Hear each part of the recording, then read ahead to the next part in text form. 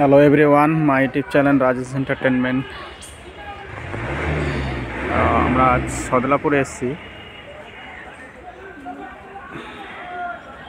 হর হর মহাদেব।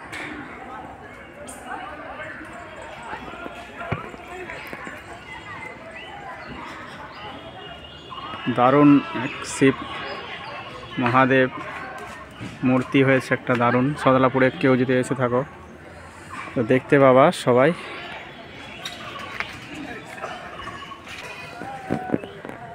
বলবো আমি একটু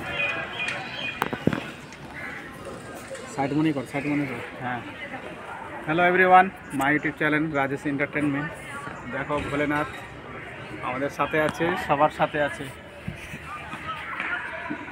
হ্যালো এভরিওয়ান, সবাইকে ভোলেনাথের কৃপায় সবাই ভালো থাকুক, সবাই সুস্থ থাকুক, এই আমি কামনা করি।